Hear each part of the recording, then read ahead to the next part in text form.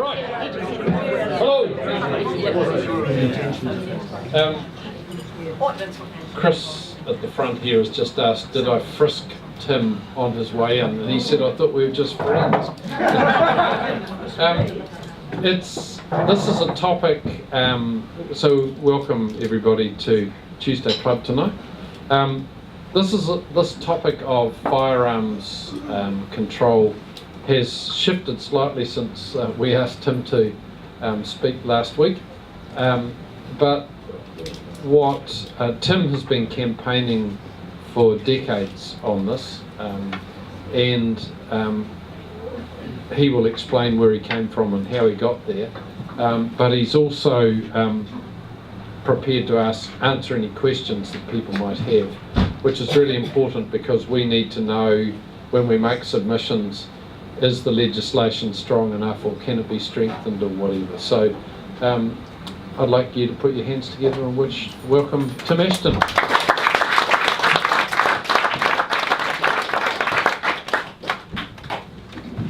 Good evening. My name's Tim Ashton. Thank you for allowing me the opportunity to speak this evening. My only intention of talking to any group or to any news media has been over the last, seriously for the last decade, and for the last 15 years, for the last decade. Gary said just me, no it's not, it's I along with others. Kevin Clements, Professor of Peace and Conflict Studies at Otago University. I've been in close contact with him for a number of years. The Police Association, Chris Cahill, has been the first Police Association president to advocate change. Prior to that, the Police Association voices the wishes of its members. The previous president was advocating arming the police, although I did notice when he went into political life that he advocated not arming the police. And I do wonder if he was, I do wonder if his convictions were 100%, depending on which organisation he worked for. So, my own personal journey is that there's one of my old bosses over here. I don't want you to believe anything he says. So, or nor anything he says for that matter. So, I was a police constable and I was a member of the anti-terrorist squad which morphed into the special tactics group just because they changed the name. We received specialist training with the SAS, and there was a selection process to enter the team. We were first deployed operationally in Ruatoria, where we looked at a group up there who'd were operating, and one of them had chopped their mates' heads off, buried it under the sacred tree, and they used to live they were going to make their way to east of east to the top of Mount Hitarangi because Jar was going to come out of east, and that was the Rasta god. So they moved the Rasta god into a religion up there. And then we were sent to Aramoana, where myself along with others had to shoot David Gray. As a result of that massacre, there were certain changes made. As we know, I believe that they were cosmetic changes that there was more inspections, some weapons got categorised to category E. I started to write to the news media, started to contact local politicians. Now, this is apolitical, so I don't want you to think I'm supporting any side, but these are facts. The National Party stymied the report. There was 20 recommendations. I think they adopted 7. Those recommendations were purely cosmetic again, storage, a little bit of carriage. You can look up who the National Party members were responsible. You can also be aware that New Zealand First were a major opponent of any gun reform. You can look at the Labour Party at that time didn't do anything. What we have here, and I've got copies of it, Probably not as many, because I had my administration staff working slavishly on this afternoon. So when I'd finished, because that's the inquiry into issues relating to the legal possession of firearms in New Zealand.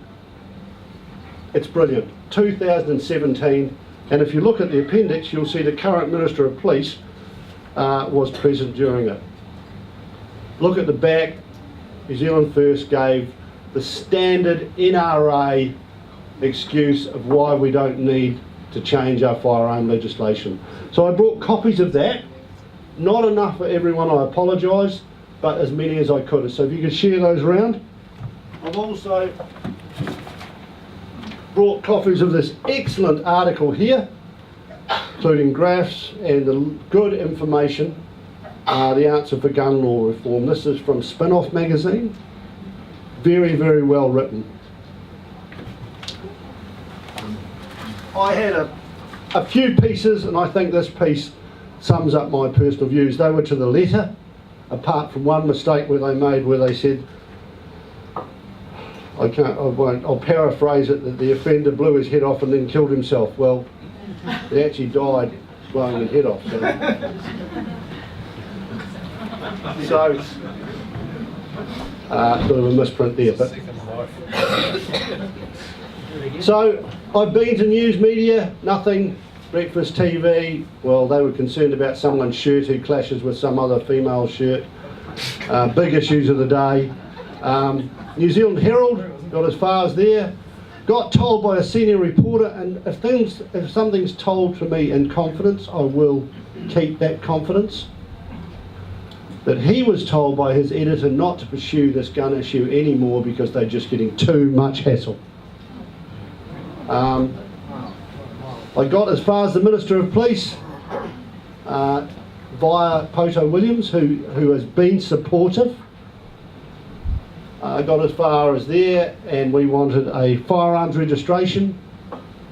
Now all these, what we asked for was in keeping with what Chris Cahill and Kevin from the University of Otago, we've all sung from the same song sheet. So we've discussed what we can get through or what we'd like to achieve that's acceptable. So it was immediate removal of all military style assault rifles, category A and category E. That was just semantics, as you know. Is 91 more lethal than 95 if you set it on fire?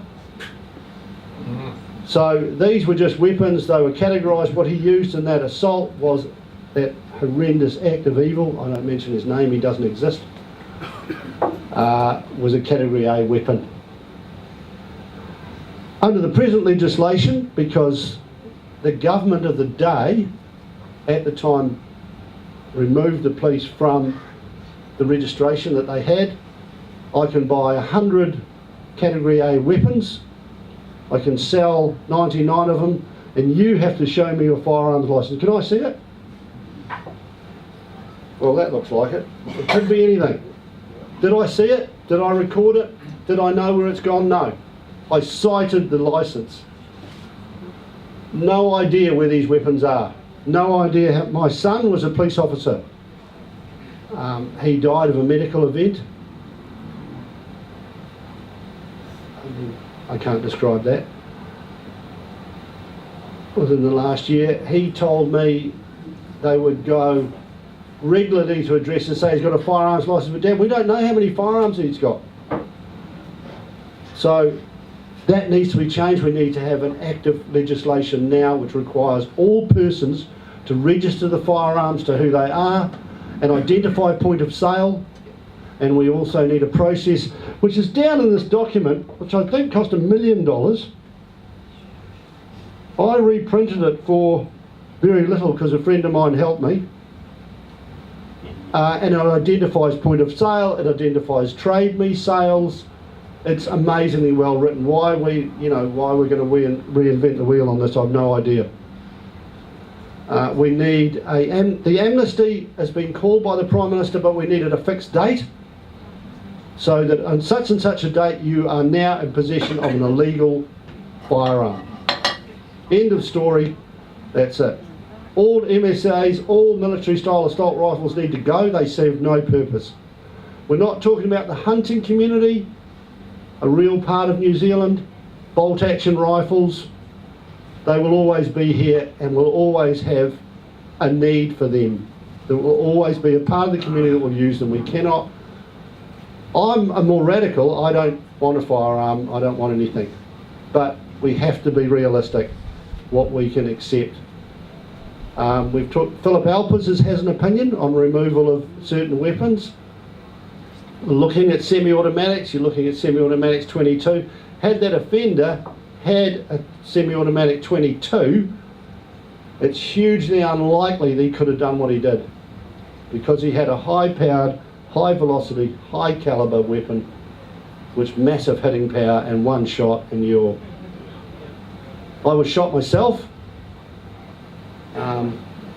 as a member of the squad, and I had to shoot someone in my line of duty. So these are the immediate things we want now. We want changes to the Arms Act. If I drive over to Akaroa, I work for the Harbour Master's office, and my Harbour Masters go there, do the cruise ships.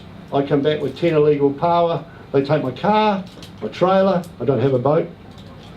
My boat, everything associated with that. I come back from Akaroa with 10 Kalashnikovs, 6 9mm, a couple of 222s, AK and some AR-15s. These are all acronyms for just weapons that kill you. And they'll take those but leave my vehicle. So we need to have a carriage of weapon in the vehicle, an illegal weapon, your car goes. You know that an offender with a weapon driving to or from somewhere, if their vehicles are removed, soon going to take some of the fun out of it. If it's in your house, no longer, the fines need to go up. This will be more with the full review of the Act. Submissions, I'm putting in a submission through POTO this Friday. They're going to close in 2 weeks. So they're going through under urgency, then there's a full review of the Act. So what you decide to do from there, I personally, my opinion, and I've been involved in this, I spent a lot of my younger life in this world, that there's no place for those weapons in New Zealand. And since I saw those, and I've been to homicides where firearms are used, they have no place. So that's our immediate goals. That's my past. That's how we intend to move forward. Is there any questions you'd like to ask? If there's any, to make a submission. go get a hold of your MP now. We'll find that out and we'll put it into the next Tuesday Club notes. Hi. In Canada, they tried to do a registration of firearms, and they spent, I don't know how many millions of dollars and Hundreds, how many trillions. years they tried to pursue it, and it just went and it died. Right. Just because Yep. it was just too big. That research has been done by the Police Association already. We've had quotes from various sources that it's going to cost, you're going to have to sell the South Island, lease the Chathams, etc.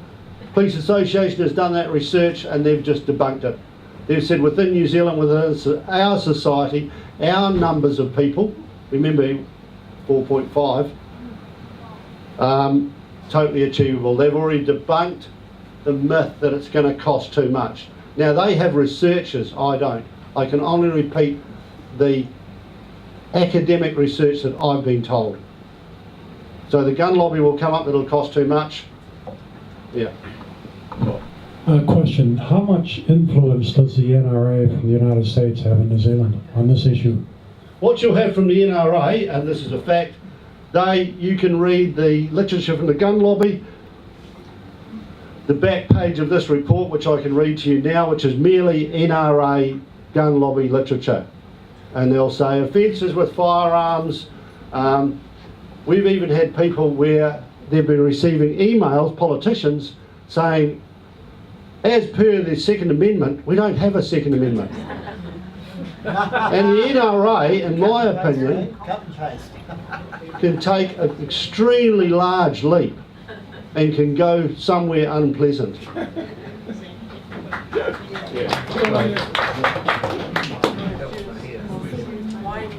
The question regarding the buyback they're talking about, a lot of weapons are running $2,000 to $3,000 each. A lot of people are going to be extremely reluctant to give it up without compensation. And the buyback in Australia, I've got the figures. I've got the figures here. okay, but it ran multiples of what they originally forecast. Yeah. And it's also to be remembered that the government in New Zealand sold surplus army. Aware of that? The Labor government. Well, yeah, a government, but there's lots of people who've conspired to put many military-style semi-automatics on the market here, and the buyback, to make it effective, there are a lot of people, you would agree, that are not going to give them up easily, are they? They're going to bury it, deny it, or hide it in some way, and so that they're going to have to be bribed to give up these weapons, and it's not going to be a cheap exercise, I would suggest. No, it won't be. So I don't care. It won't be a cheap exercise, and we won't eradicate weapons from this. But if we work on this as a process, and we look at a decade away, 2 decades away, and we have people saying there's a legal firearm in that house, ring up the police, we'd have been sitting here 40 years ago all smoking, and the women would have been in the other bar, might not have been allowed in here. I would have drove home because I was too drunk to walk.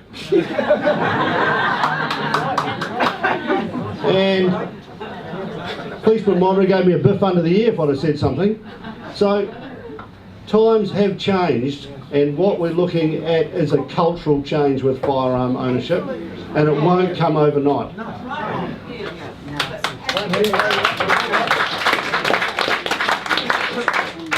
The other thing too, I can't, just an answer to your comments, is when I buy a car it goes down in value straight away. Why shouldn't the gun? Exactly, and Well, I agree, but they're not, a lot of people with these weapons have a fair investment in them. They're not going to see it that way. No. No, I agree. And look, the government has a plan for this. That's why we elect them. And we've got to have a registration. We can go to the police now and find out how many Honda 50s are stolen. And they'll tell me. They have no idea how many firearms are stolen. There's no idea how many's in circulation. There's no idea how many who has them. Absolutely none. We did have individual registration. We did have, yeah, but I had here once and it's gone. We don't have it now. Thank you. Intriguing. I'm sure we're going to have a good system of registration of ownership, certification, change of ownership, etc., plus licensing and all the rest of it, and it's going to be a very good system. But we must be aware that systems are very vulnerable. Today, the lovely thing happened. The British Airways plane took off from London to Düsseldorf. It landed by mistake in Edinburgh. So it seems to me systems need continual testing. Do they not notice a change in accents? I think you need a lot of testing, and I think you need something like use the lotto system of random numbers, and please keep investigating people to make sure that there is compliance. And sometimes a little dobbing in doesn't happen with a small reward. So, I can't really answer that because I've been banned from IT wherever I work, and I have limited access to a computer, so... Yes? Yes, I grew up in Ireland and we have a gun registration system in the Republic of Ireland, and it works. I grew up on a farm, and any gun that we had in our house had to be individually registered. Last week, and I don't own a gun, or I live in the city so I don't need a gun, I was looking on the Gun City website. You could buy This is I know. nothing. You could buy 50 caliber bolt action rifles that can fire bullets through 3 foot of concrete. Now, what on earth are those sort of guns needed for in New Zealand, and will they be dealt with as well as semi-automatics?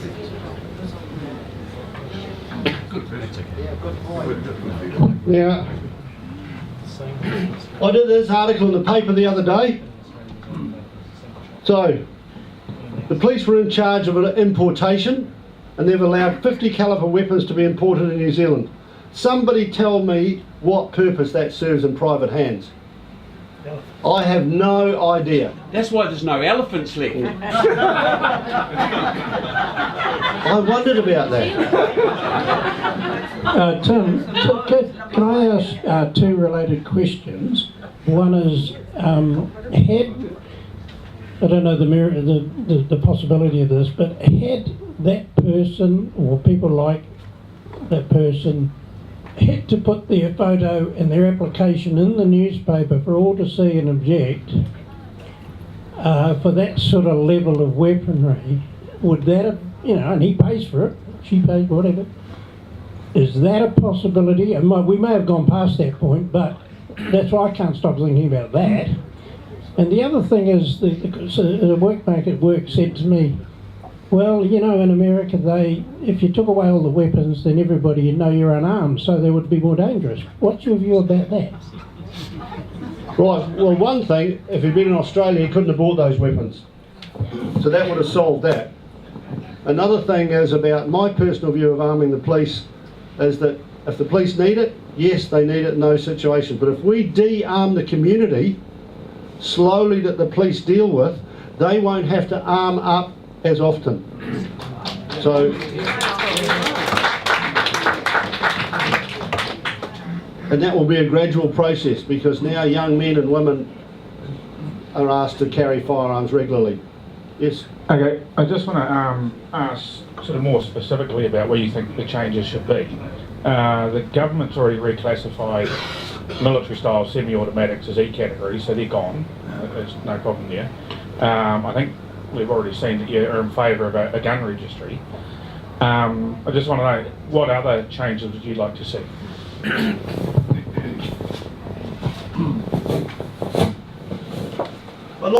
I'd like to see this cost $1 million. What's the highlights? The highlights. Right, to create a police registration process for websites in which to facilitate the buying or selling and trading firearms. The definition of military firearms. The background and over effect. The record of dealings by licensed dealers. Requirements for firearms sale and ammunition. Permits to procure. Current processes. Revocation of a firearms licence. Gang members and prospects. Registration of firearms. This is resolving burglaries and reduce theft of firearms. What I want to see is properly defined weaponry that's an assault rifle. So if I can pick up that thing category A or category E, all it is, they'll try and centre fire ammunition, just a little pin, and hits the bullet in the middle. And it hits it and it reloads without you doing anything. And it's a high velocity weapon, then that needs to go. End of story. It has no purpose. Now they will talk about, we need that for goat culling.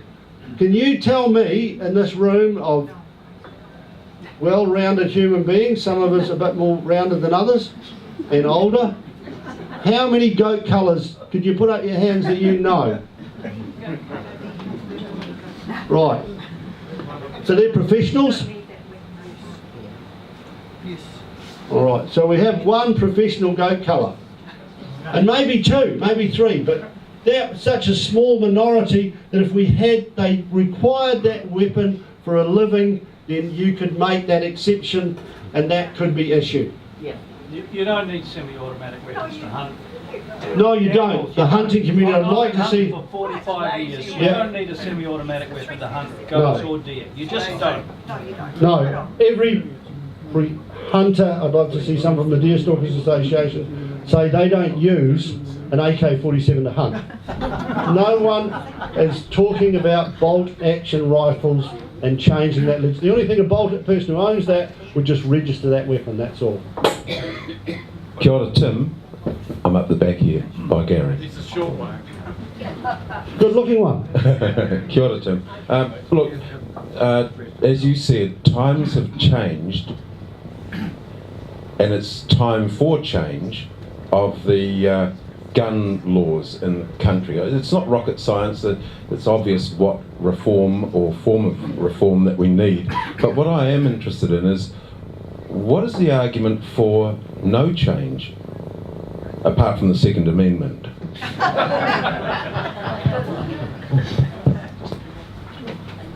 Yeah. I can answer that. And it's here, which is a New Zealand First view. Would you like me to read it? Yes.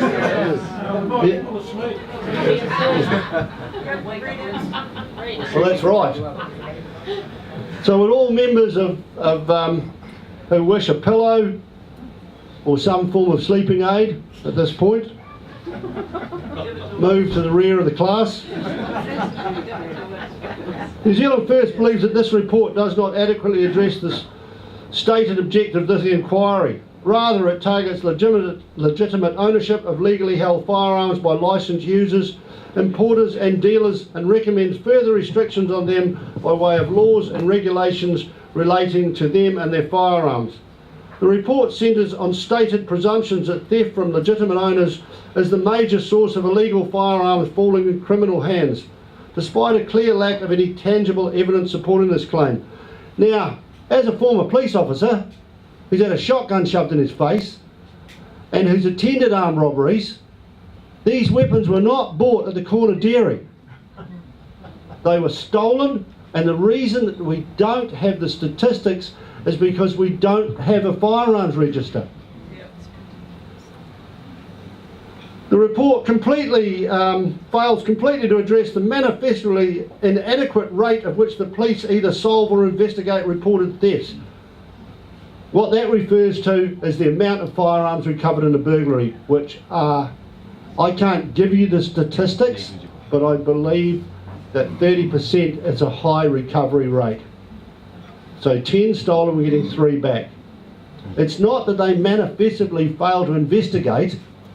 They don't know what they're looking for. There's no serial numbers recorded. Some of them are grey firearms, which also refers in this report. So that's that. Of serious concern, New Zealand First is the failure to investigate and report potential pathways of which firearms may come into the legal possessions of criminals, other than theft by legitimate owners. For example, illicit importation and smuggling. Very rarely is the criminal fraternity involved, and I'm quoting Chris Cahill now, in active importation of firearms on a scale that they can be supplied. While the report recommends law changes to prohibit gangs from legally owning firearms, that's a no-brainer. It does not provide information or recommendations on the adequacy of sentences given to gang members and other criminals. So this is a vote catcher. Let's stick the gang member in prison for another 20 years. Doesn't matter whether he, she is a gang member in the possession of an illegal weapon, they've committed a murder or whatever it is. So New Zealand First would support an amendment to the Arms Act, to specifically prohibit gang members. Well, that's brilliant. New Zealand First would support concrete recommendations for dramatically increasing sentences for crimes. Well, in conclusion, while there are some recommendations we would naturally agree with, we cannot support the general thrust or direction of this report or many of the recommendations contained therein. So $1 million, academics, people who know what they're talking about, and it got shot down. But Tim, that's political speak about that report, and it's about primarily process. I'm talking about the principle. What would Joe Blow, what would someone from a gun club or someone who doesn't want reform, how would they phrase it? Well, that's been phrased with the standard requirement of You have no right to interfere in my personal affairs. I have a right to own a firearm. It's only criminals who murder. I've never committed any offences. There are numerous excuses. And when we look at the mass murders in New Zealand, in actual fact, if you look at their criminal records, they're very small.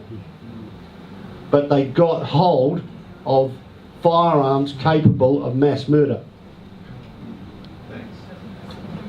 I've got a question that might be slightly peripheral to what we've talked about already, but definitely related to guns. In terms of how people acquire these guns, if they're not illegally imported,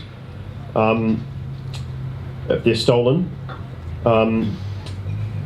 possibly a problem that might emerge in the future, or maybe is emerging now overseas, is 3D printed parts for weapons that can change them from change them into a semi-automatic or automatic weapon. Right, I do know about that too. What are your thoughts on that? Right, and once again, quoting research, if you need to print a 3D weapon, you're going to have to spend a fortune on the 3D printer. And sometimes it might be more of a danger for you to use it. 3D printing that you get at home and you can make a cup with, and you can make a firearm, is a different beast. So at this stage, I understand they're looking is somewhere about 250 plus, I believe, to print a firearm, to my understanding. So yeah, while that might happen, it's still an illegal firearm. But at the moment, the technology required for that is expensive, and if it exists in New Zealand, you're going to have a lot of money to have it. It won't be for long though. No, it won't be. And look, technology is, yeah, but that's another thing that's still illegal. We'll still need to have a culture of, I went round to your house and you've got a printer in there and you've got gun parts laying all over it, somebody's going to see it. It's a myth. A 3D printer cannot produce a weapon that'll fire a cartridge. A high velocity cartridge requires a steel barrel and it requires a mechanism. Yeah, a 3D printer coupled to a milling machine, it'll do the business. But this idea that 3D printers will produce you a semi-automatic weapon is just, as you say, it's not credible. And it's not at this time, but look, that technology may change, and I agree. At this time, you're more likely to blow your hand off, which wouldn't be a bad thing, in my opinion, if you got one. Hi. I guess I'm just wondering about the gun laws in Australia. I guess we're following Australia a little bit too late, but 20 years too late. What's happened? Is there any way to measure what's Australia, what the changes that have been made to in Australia since the Tasmanian massacre? Yes. I refer to the aforesaid document, which I'll present to the court. There's a graph in here which demonstrates the number of homicides in relation to population that's fallen in Australia. Now this is good research. The article is here, it's documented, and it exists. So there's already tangible research, tangible numbers which say that it dropped. And I'm going to leave these up here for you guys to grab. What about ammunition? Ammunition, as identified in the previous document in the law reform, was also looked at being monitored, the sale of it through licensed gun dealers. We need to change that as well. We also need to change storage where it is, where the weapons are stored, because at the moment you can store it with the working parts close to the firearm. I'd like to ask a question, if I may. I don't know a lot about guns, but I know that this country does need guns for hunting and for farming. We're based on a farming community. But I can't understand why we have semi-automatics in this country. I mean, if it killing people, I've had this discussion with various people. So everything you say is right, but I'm thinking, how is that going to be controlled? We don't seem to have enough police to be able to control this. We don't seem to have enough police to be able to inspect the licences or where they're stored. Does anyone go around and check on that? Yes, they do. Even if the law has changed. But how many people? I mean, there's not enough police on hand at the moment. I know that from personal experience when I required assistance in the CPD, there was no one there. So how are they going to manage this? I mean, we need people specialised to be able to do this. Well, the firearms registration system, they already have a plan for that. So as far as that goes, there already have a costing for that. That is done by the Police Association and done by actual actuaries, and they had tax people, and they had, so that's been managed and it's costed. Yes, it will take a long time to remove these firearms, but if we remove 1,000 today and we remove another 1,000 next week and we slowly remove them, it will be a slow process. It won't be an overnighter. Yes, the police will have, their resources will be stretched. There will have to be more money given to the police for the registration system, but it won't be perfect, but it'll be a hell of a lot better than what it is now. Two parts to the question. One part is, what would you do tomorrow to assist in the relinquishing of guns by gangs, and how can that be controlled as a separate issue from society generally? And the second part was just, apparently 99% of people are awarded gun licences, and regardless of referees and everything else, 1% only are turned down by the police. Do you have views on those two things? If you're talking about the operational control of gangs, Christchurch has set up a major crimes unit which focuses, my son was on it, which focuses solely on large criminal organisations. They're already doing that. Runs out of a station here in Christchurch. So that has been targeted by the police. That's an operational. I can't comment on their operational, what they do. I'm a long, older, been out in the police 20 years now. So, but I do know that's what happens. As regards as The 99% of people who are awarded gun licences by the police. well, that referee system, and that needs, there's also, if we read this document, that needs to be tightened up. We do need to, it's not just a tick in the box. To be fair to the police, an E category is still harder to get than a passport. Oh, absolutely. Yes, I do understand that an E category is quite difficult now. But we're talking about the massive amount of weapons that exist, why you even need that. And the fact is, it doesn't matter if it's harder to get than an appointment with the Pope. It's, you don't need it. You might need an appointment with the Pope, I don't know. Yeah, thank you for the insight that you bring from your experience. That I'm absolutely against military-style rifles for the purposes that you've just described. But coming from a family of antique arms collectors, I can also see that there's purpose and reason for keeping some of those historic weapons that have been used in various situations and valuing what that means.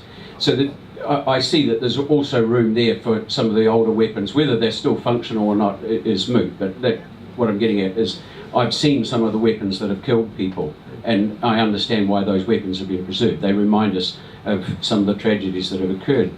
One of those weapons had actually shot a police person on the west coast. I've had that in my hand. I understand what that means. But there's another perspective here. You were talking about where the horse is bolted.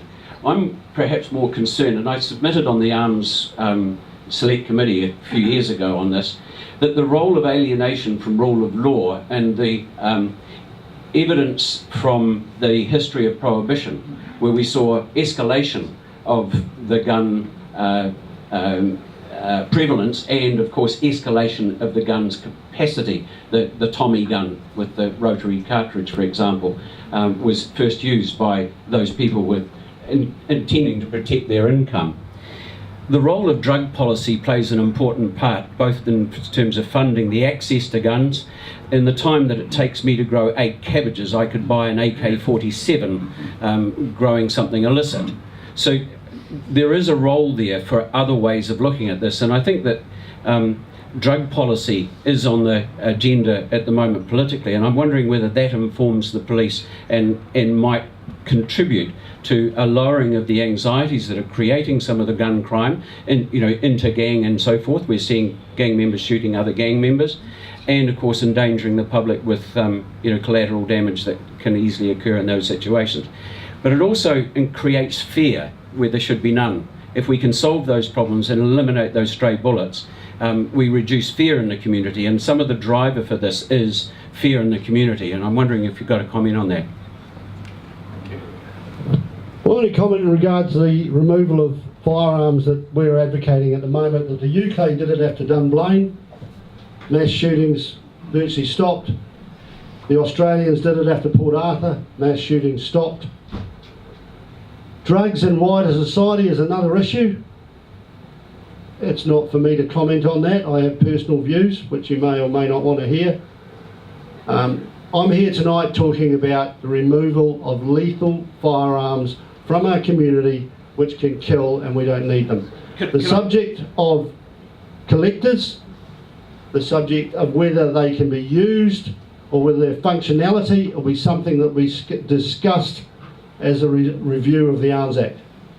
Can I suggest that Len Sneed from Napier would be alive and spending time with his Christmas with his kids if we had solved these problems earlier in the piece? The same goes for Waitara, where that we shot a guy holding a golf club. Just down here in Christchurch here, we shot another guy who was holding a hammer. These are incidences that concern me, because there seems to be also a conflict with police around the rules of engagement, and these are concerns that also have resonance in our society. Okay, well look, I totally understand what you're saying. We shot a guy holding a hammer. Were you there? Now, if you stand there and I've got a hammer and I'm going to cave your skull in, I've got from you to Gary to make a decision. That's how long you've got. Now you make that decision now. You say, that terminology that I heard, I'm standing here holding a hammer and you shot me. That constable, and I know who it was, that man was advancing on him, words to the effect, and I'll bust your fucking head open. So before you make comments on what police action would take, we need to know what the circumstance was. A golf club, is that going to hit you in the head? The guy's 115 kilos. He was a kid. Yeah, it was a boy. I hauled out, he was a boy. How old's a boy? 17. He was a boy. He was 17. Hang on, Oh, look. hang on, I am not interested in If you want to... Where's the mic? If you get some perspective... Excuse me, sir. This place, we respect differences of opinion. And I ask you to be quiet. Thank you.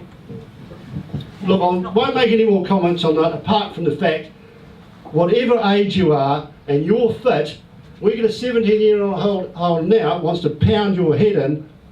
When he's doing it, I want you to stand up and say you're just a boy. Okay, that's enough of that. So I'm not going to go there any further. Well, you have to defend it. Quiet. I'd like to make a comment. I'm going off on a bit of a tangent, but I think this point needs to be made. The American Constitution, the Second Amendment, gives the right to bear arms. In actual fact, if you read the American Constitution, when it was written, surprisingly, the right to bear arms was not to protect you from other people, it was to protect you against the state. Now that's a very interesting point that virtually nobody understands. And it came from the position of those people in the USA came from Europe, where the last thing you would ever do was have anything to do with the authorities, because they're all scumbags, royalty and all the rest. So when they went to USA, new country, young country, we're creating paradise on earth, and we're allowing you to protect yourself against the state. So never fall in the trap of thinking they bear arms to protect themselves against burglars or whatever. That's just not true. Well, look, I don't know how to answer. I can only answer that question with the most dangerous thing to be in America as a young black male. More murders, more people are killed in America by their own firearms, by illegal firearms, so if somebody thinks you should arm yourself to protect yourself against the state, that's your opinion. Tim, I've got a question. Could you just address this one? Once people have a gun, how do we control the potential to modify it or turn it into semi-automatic or a more dangerous type of weapon? Well, if you get the AR-15s, if you get the military assault rifles and you remove them from the market, that stops it. You can't modify a bolt-action rifle into a semi-automatic weapon, so you remove them. Pardon? A New Zealand inventor did it to a 303. We had no machine guns to fight the Japanese with, or very few, and he made a clam mechanism. Yeah, there were some in World War II. We made a tank as well, but it didn't work. Well, this did work. That was a design experiment. Just a question on the tracking of weapons, casting my mind back to my youth days. Up on the High Country Station, we had a whole cupboard full of guns, mainly a lot of old shotguns, for example.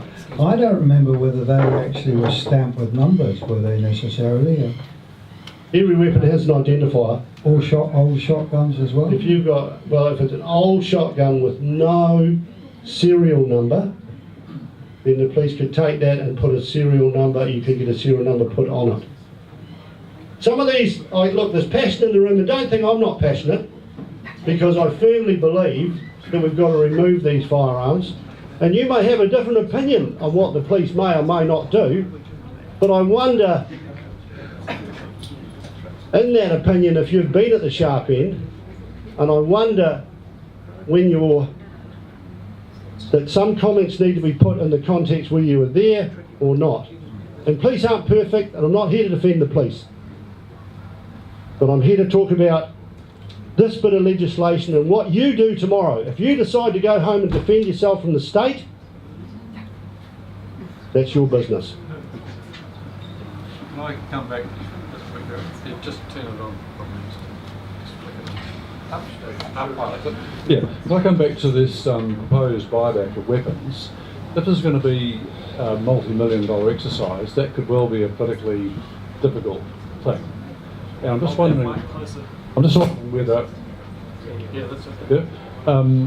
whether they have a value. I mean, it might be unpopular. We want them all made into power shares, but realistically, if they were to be offered to a major American arms dealer, we'd get a few $1 million back, wouldn't we?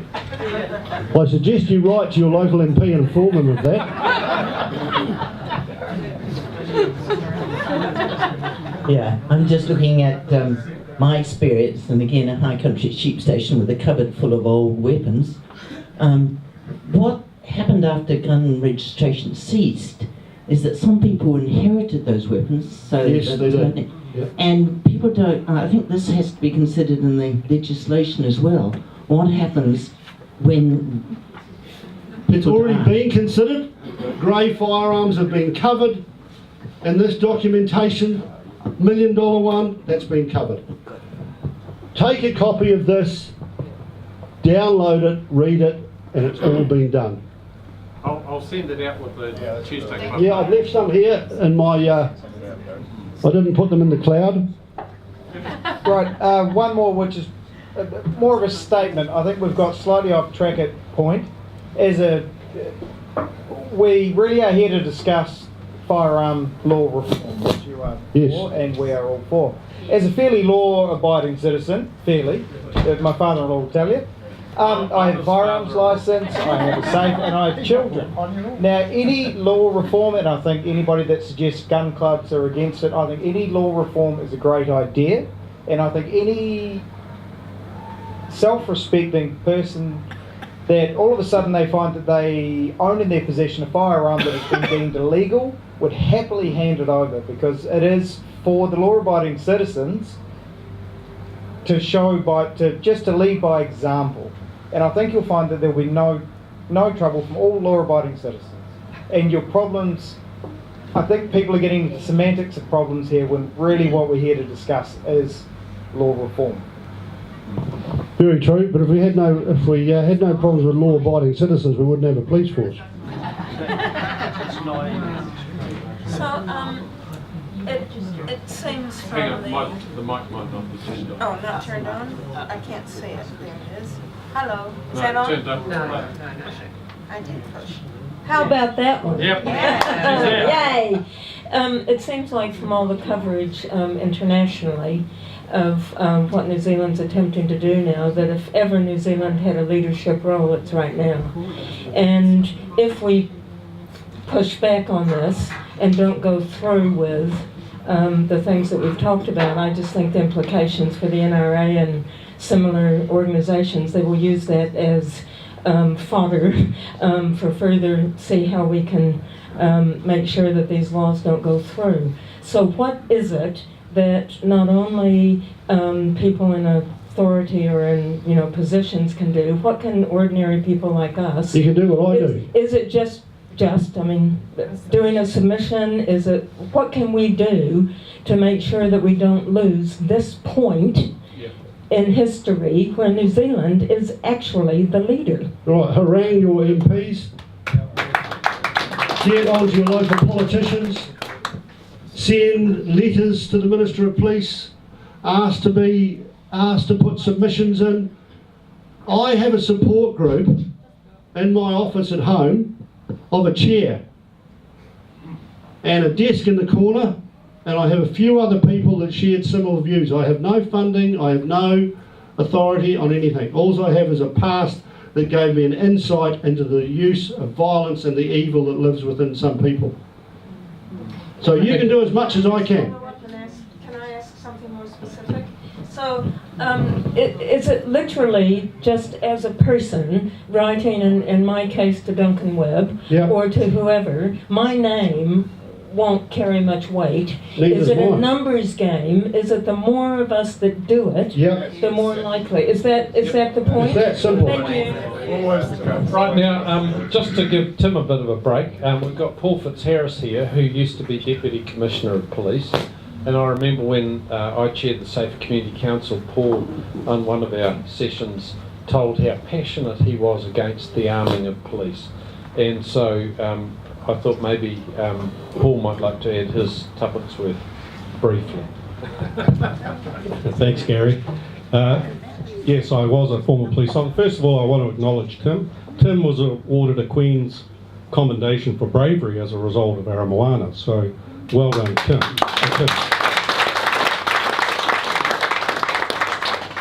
Funnily enough, at the time of Aramoana, I was stationed in Dunedin as a district commander, but on that day, I was at the police college, so I never got there. But subsequently from that, I got transferred to the Beehive, where I was John Banks's policy guy. And he was absolutely horrified by that and said, we've got to get rid of Rambo guns. That was his terminology. Of course, Rambo guns is never defined, and so he set forth a train to change the legislation. From that point on, I have never experienced anything like the ferocity, the emotion, the absolute opposition to any change in the gun law. There was letters, there were cards placed in service stations and shops right throughout the country. Sign your name, send it off to your MP, to Parliament, to the government. There were thousands of these things came in. The pressure was immense against the government changing the gun laws. You may or may not recall, but at the time, the emotion in New Zealand was a bit like it is today. People said, you've got to oppose, we can't have these weapons. But as the political process went on, the legislation went through the select committee, everything got watered down.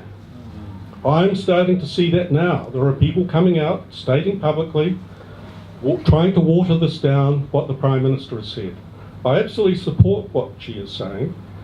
One of the things she is saying is, of course, that we've got to get rid of these military-style automatics and assault weapons. Assault weapons are not defined under the Arms Act. Military-style weapons are. The Arms Act is a complex piece of legislation, and she will ban, and the government will ban military-style automatics. She's effectively done it now. Then we'll go through another process, and all these lobbyists will come out. They will be supported by the NRA. There'll be funding come in for the so-called gun lobby, and they will try to water it down. So your point about what do you do, please write to your MP, please make a submission about that, because They are very powerful, and there are large numbers of them. People think there's not many of them, but there are many of them around the country. Another point I'd like to make is we did once have a registration of firearms, and I was in the police then. The registration system was a shambles, and you've got to remember in those days, prior to the 1990s, it was all done on a card system. It was pretty hopeless. We have got now far more sophisticated ways of dealing with that, so I'm sure that the government will support that. So I'm keen that they have a registration form, that they do describe semi-automatic weapons in a way that really restricts it. But that's where the pressure will come on the government to try to broaden that out. And all sorts of other firearms that all sorts of people want to seem to collect or have, there'll be a lot of pressure on the government. So my plea to you guys is to make submissions of what you think. Thank you. Thanks, Fitzy.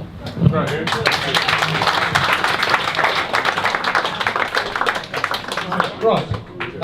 I think that's a really good point to finish on, because I think that that was great to hear Paul's addition there, and I think that the important thing, and you can see the tension builds up with debates on various issues and elements and interpretation, and that's okay, that's a good thing. But what we need to do is, as a society, remember what happened Friday week ago. Remember how easy it was for that guy to get those guns, and how easy it was for him to slip through. And there'll be a lot of pointing of fingers right now of why didn't they do that. People forget that when you point a finger, it's got two ends. And it's got to start with us, and it's got to start with us challenging, it's got to start with us making submissions, it's got to start with those who really know all about these things, making sure they participate in the process. But I just want to say, Tim, I acknowledge where you got to where you got to. And as Paul said, you were honoured by the state for your bravery. You have earned the mana to speak. And I think that it must be encouraging for you to see the number of people who are standing alongside you now. And I don't think there'll be a person in this room that isn't. And we just want to say thank you for your courage, thank you for your lobbying for so long, and I hope that you get everything that you want. So thanks.